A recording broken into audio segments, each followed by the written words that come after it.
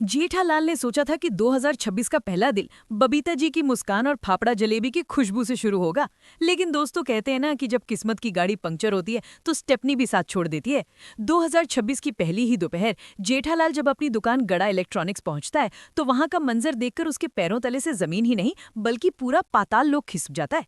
दुकान का शटर बंद है, सन्नाटा ऐसा कि सुई गिरे तो बम जैसी आवाज आए, और दुकान के ठीक सामने बीच सड़क पर दो लाशें बिछी हुई हैं। जी हाँ, दो लोग बेसुध बेहोश पड़े हैं। जेठालाल का दिल धक धक करने लगता है। वो डरते डरते पास जाता है, चेहरे पलटता है और चीख पड़ता है, क्योंकि वो कोई और नहीं बल्कि उसके जिगर के टुकड़े बाघा और नट्टू काका है। कहानी रिवाइंड होती है सुबह की तरफ। गोकुलधाम सोसाइटी। आह, क्या शांत नजारा है।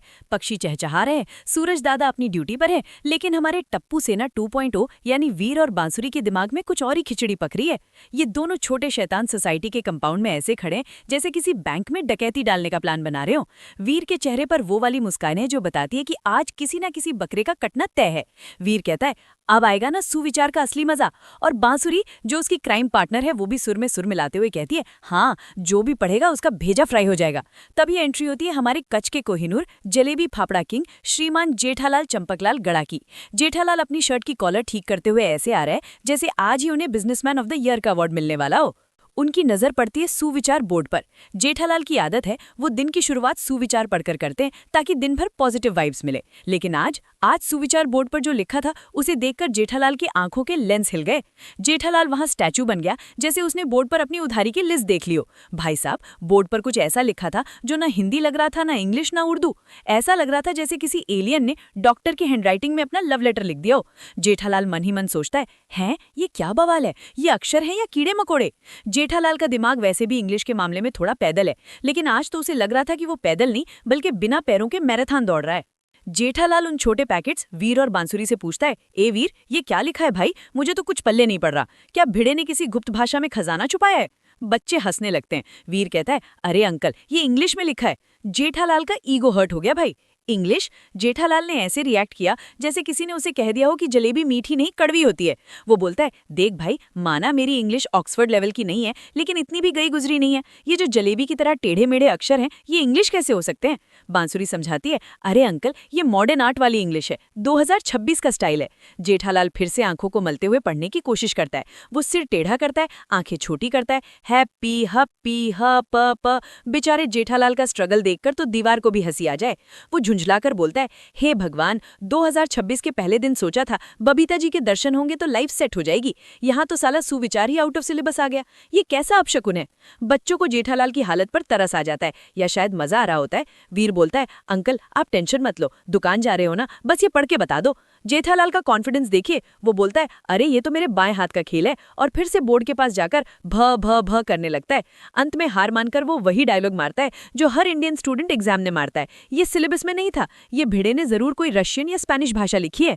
जब जेठालाल का पोपट पूरी तरह पकने वाला होता है तभी वीर अपना मास्टर स्ट्रोक खेलता है। वो अपनी जेब से एक पीले रंग का चश्मा निकालता है। भाई, चश्मा ऐसा लग रहा है जैसे किसी मेले से 10 रुपए में खरीदा हो, लेकिन वीर उसे ऐसे पेश करता है जैसे वो टोनी स्टार्क का बनाया हुआ हाईटेक गैजेट हो। वीर कहता है, अंकल ये जादुई चश्मा है, इसे पहनिए फिर देखिए कमाल। जेठालाल जो डूबते को तिनके का सहारा ढूंढ रहा था, तुरंत वो चश्मा पहन लेता है। और दोस्तों, जैसे ही जेठालाल वो पीला चश्मा लगाता है, चमत्कार हो जाता है। अचानक वो उल्टे पुल्टे अक्षर सीधे हो जाते हैं। जेठालाल की आंखों में ऐसी चमक आ जाती है जैसे उसने सोने की खदान ढूंढ ली हो।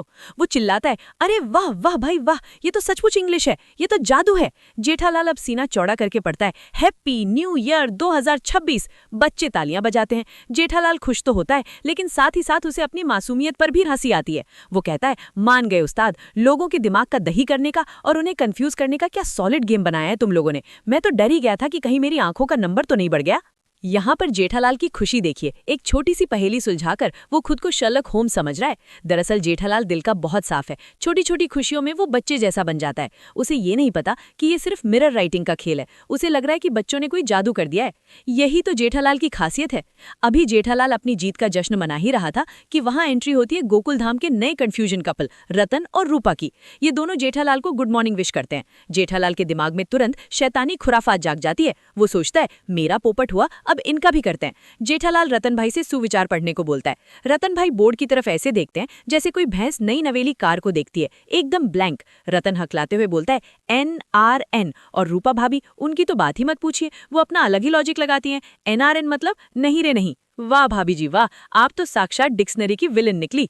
जेठालाल को अब मजा आने लगता है। वो मन ही मन सोच रहा है, चलो गोकुलधाम में मैं अकेला अनपढ़ नहीं हूँ, मेरी टक्कर के और भी लोग हैं। जेठालाल उन्हें चिढ़ाते हुए कहता है, अरे रतन भाई, इतना आसान है, बांसुरी, वीर और मुझे तो सब समझ आ रहा है, आपको क्यों नहीं आ रहा? बादाम नहीं खाते क्या?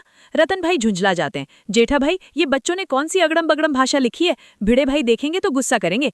जेठालाल स्टाइल में बोलता है, अरे मैं हूं ना, और ये कोई अगड़म बगड़म नहीं, इंग्लिश है इंग्लिश। रतन भाई का मासूम सवाल देखिए, इंग्लिश मतलब अंग्रेजी? जेठालाल का जवाब उससे भी ज्यादा लेजेंडरी, हाँ भाई, इंग्लिश मतलब अंग्रेजी ही तो होता है, अब फ्रेंच को गुजराती थोड़ी बोलेंगे। बेचारे रतन और रूपा का चेहरा देखने लायक होता है। जेठालाल आज फुल फॉर्म में है। दूसरों की टांग खींचने में जो सुकून उसे मिलता है, वो तो करोड़ों की डील में भी नहीं मिलता। तभी वहां गोकुलधाम के अनुशासन के रक्षक और सुविचार बोर्ड के पति आत्माराम तुकाराम भिड़े पधारते हैं।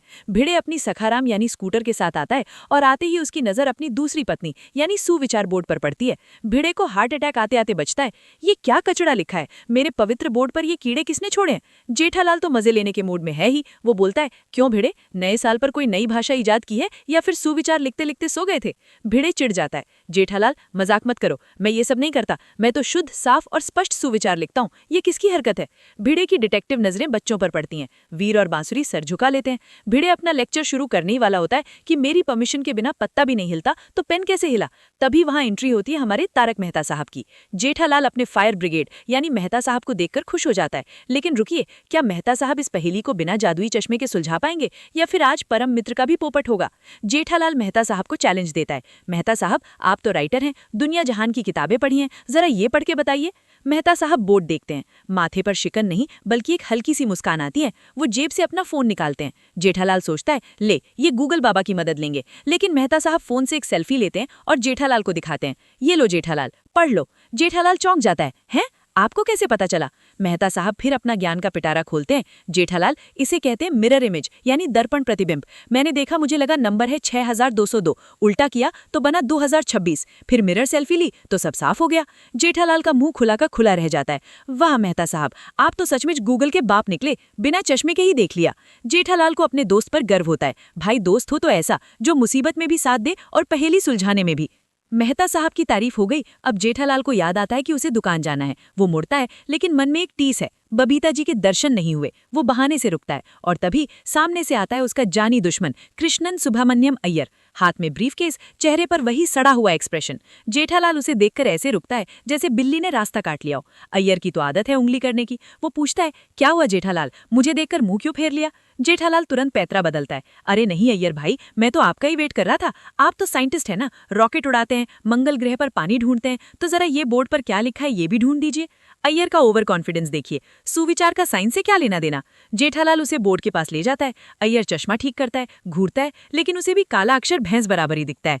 अय्यर हकलाता है, हैप्पी हैप्पी। जेठालाल मजे लेते हुए बोलता है, अरे हैप्पी तो ठीक है, आगे क्या? तुम तो साइंटिस्ट हो, इंग्लिश में बात करते हो, फिर ये सिंपल इंग्लिश क्यों नहीं पढ़ पा रहे?